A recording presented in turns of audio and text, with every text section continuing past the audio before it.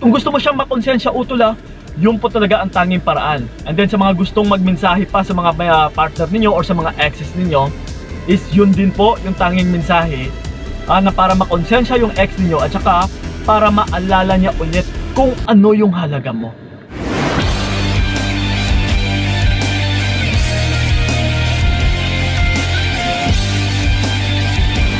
Yun, what's up? Ayan, kamusta mga utol, and then welcome sa video na ito. So once again, this is pa yung kaibigan ni Kiko. So syempre, usapang pag-ibig na naman. Dahil ito, dagdagan ko pa ang inyong mga kaalaman kasi ito, magandang topic kung tatalakayin natin sa ngayon. Dahil ito ang magiging topic natin sa video na ito is paraan para makonsensya yung ex mo at ma-realize niya yung halaga mo. Okay? Oh. So ito mga utol, lalong-lalo na sa mga humahangad dyan na Kuya Kiko, walang malambang konsensya yung ex ko or yung partner ko. Hindi niya malang ba naisip yung mga pinagsamahan namin? Yes, parang ibang tao yung turing niya sa akin. So, paano ko ba mabibigyan or kung ano bang tamang gawain para makaramdam din ng konsensya yung ex ko or yung partner ko dati? So ito mga utol, yung video na ito ay parang para talaga sa'yo. Lalong-lalo na sa mga iniwan dyan na inatsapwera, na parang basura lang, na parang wala lang sa mga partner ninyo. Yes.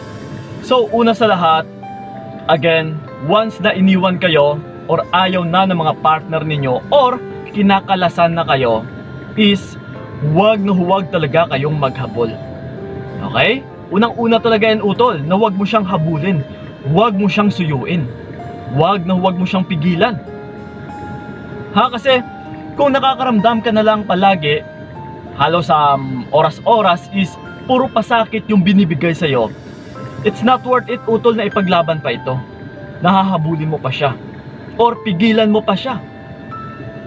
Kasi kung minsan yung pagkalas or yung pag-iwan sa'yo ng partner mo, or kung ikaw din mismo na gusto mong kumala sa kanya, is blessings po ito na dumating sa'yo, na kailangan nyo na talagang palayain din yung isa't isa para maginhawaan ka rin, para makaalis ka rin sa situation na kung saan nasasaktan ka na lang palagi.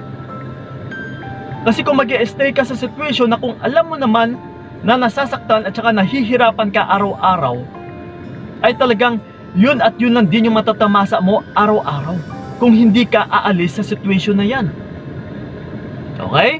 So ito mga utol lalong-lalo na sa mga humahangad ng closure. Yes, ito po talaga ang tanging paraan or magandang paraan na gagawin ninyo. Na lalong-lalo na rin sa mga kumakalam na yung mga kamay na parang gusto mo na talaga siyang tawagan, gusto mo na talaga siyang i-text or i-message. So ito po, which is yung paraan na ito ay mag-send tayo ng mensahe sa kanya or i-chat natin siya, which is huling mensahe utol para makaramdam din ng konsensya yung partner mo na may tamang mensahe din talaga na dapat mong gawin para makonsensya yung ex mo, para maramdaman niya rin yung halaga mo. Kasi yes, maraming din gumagawa nito na Kuya Kiko, nag-message naman ako sa partner ko pero still wala pa rin hindi man lang siya nakaramdam ng konsensya, no, which is may tamang mensahe po na dapat mong gawin dyan utol. Na una sa lahat ay ito, lagi ninyong tandaan, yung dapat na ibabato nyo dito ng mga mensahe ay positive lang. No need mo siyang awayin, no need mo siyang kudaan or murahin or kung ano-ano pa dyan. Okay? Pero what if Kuya Kiko, magkasama kami sa iisang bubong pa, pero binabaliwala niya na ako, gusto ko nang kumala sa kanya, and then or parang binabaliwala niya na rin ako na kung minsan na lang siya umuwi dito. So ito po kailangan mo munang bumukod talaga. Yung tipong hindi ka na niya makikita or hindi ka niya makakausap harap-harapan. Dahil yung gagawin natin dito is ibabato natin ito sa pamamagitan ng messages lang utol, or text messages or chat man sa messenger or kung ano man yung application na ginagamit ninyo para magkaroon kayo ng communication, or kung saan man dyan ng mga applications pa na hindi pa kayo na-i-block ng mga partner ninyo. Yes, lalong-lalo na sa mga na-i-block na dyan. So, gumawa po kayo ng paraan sa mga na-i-block na dyan, ha. Let's say, gumamit ka ng ibang number, ng ibang account, is, lagyan mo syempre ng pangalan mo sa dulo. Okay? So, ito po, sasabihin ko sa inyo, or ituturo ko sa inyo, yung dapat ninyong i-message sa kanya, word by word. Ha, para hindi rin kayo magkamali. Okay? So ito po ha, wait lang. So again, naisabi ko na wag mo siyang habulin, wag mo siyang awayin. And then, kailangan is positive lang yung mga imemensahe natin sa kanya. And then, ito mga utol, reminders lang ha, huwag nyo na pong dugtungan kung ano man yung sasabihin ko dito. Ha, so i-take note ninyo. And then, yes, huwag nyo na rin sabihin na nandito lang ako, naghihintay sa'yo. Okay? So ito, ang dapat mo lang sabihin ay hello, yes? Sabihin mo man kung ano yung gusto mong sabihin sa kanya sa umpisa.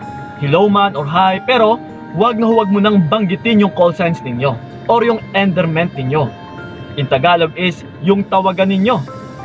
Ha, huwag mo nang sabihan yan utol, or huwag mo nang banggitin, or huwag mo nang i-chat yan. And then diretsahin mo na alam mo, minahal kita ng totoo. Binigay ko ang best na makakaya ko. Nagpakatotoo ako sa iyo. Okay? Pasensya na kung yun lang ang nakayanan ko. Pero I think, hindi pa rin sapat sa iyo. Pasensya talaga. Okay? And then ito, yung karugtong utol. Oras na rin siguro para magkanya-kanya na tayo. Yun. And then lagyan mo na ng pangalan mo sa baba. Okay? Uulitin ko. Ilalagay ko dyan utol ha. Ito po, dire-diretso ha. Alam mo, minahal kita ng totoo. Binigay ko ang best na makakaya ko. Nagpakatotoo ako sa iyo. Pasensya na kung yun lang ang nakayanan ko. Pero I think, hindi pa rin sapat sa iyo. Pasensya talaga. Oras na rin siguro para magkanya-kanya na tayo. After this utol, is, wag mo nang dugtungan ha, na nandito lang ako, like I said kanina. At saka kung ano-ano pa dyan. Ha, kasi, for sure, baka masira lang din yung diskarte natin na instead na makonsensya yung partner mo is hindi na lang. Okay? So wag mo na talagang dugtungan. And then, after mong i-message ito sa kanya, mag-disappear ka utol. Maglaho ka na. Huwag ka nang magparamdam pa sa kanya. Kung mag-reply man siya, huwag mo nang pasundan pa.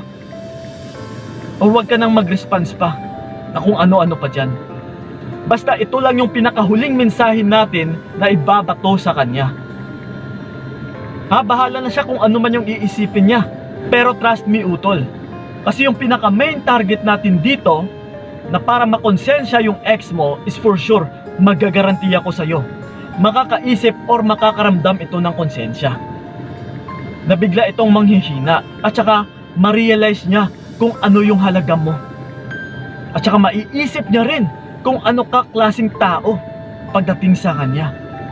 Na nandiyan ka nga, yes, habang binibigkas mo word by word or habang mini-message mo ito sa kanya, once na binabasa niya ito na ginawa mo na yung lahat-lahat, binigay mo na yung best mo, minahal mo siya ng totoo, yes, mapapaisip talaga siya utol na ikaw itong tao na totoo sa kanya.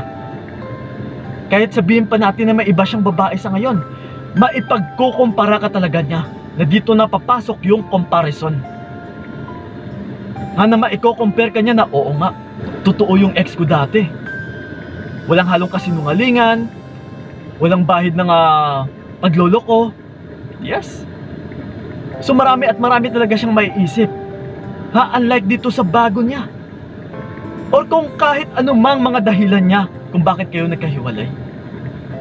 Yes, kung gusto mo siyang makonsensya utol yun po talaga ang tanging paraan. And then sa mga gustong magmensahe pa sa mga partner ninyo or sa mga exes ninyo, is yun din po yung tanging mensahe na para makonsensya yung ex ninyo at saka para maalala niya ulit kung ano yung halaga mo. Okay? So yun lang po utol, sana yung nakatulong or big help sana yung video na ito para sa inyo. So yun lang po. And then ito syempre, may shoutout lang tayo. Sana ba yun? So ito, shoutout kay Rosalie Pugal. Yes, madam, shoutout sa iyo na which is dati na itong nanonood sa atin at saka palagi na rin nagpapa-shoutout. Madam Rosalie Pugal maraming salamat sa iyo and then kamusta rin po. Tsaka si Eliza Salceda. Uy, nagpa-shoutout dito nakaraan ha. Madam, shoutout na rin sa iyo ulit. Yes, maraming salamat talaga sa patuloy ninyong pagpanonood. And then, shoutout na rin sa inyong lahat dyan, mga OFWs natin, at saka yung mga nandito na rin sa Pinas. At saka sa mga gusto pang magpa-shoutout, just leave a comment na dyan sa ilalim mga utol. And then, isi-shoutout po natin yan. Okay? So yun lang po ha, sana nakatulong talaga yung video na ito. So yun lang, maraming salamat. Ingat kayo. God bless and babush! Binigay ko lahat para wala kang masabi. Kaya nga hindi ko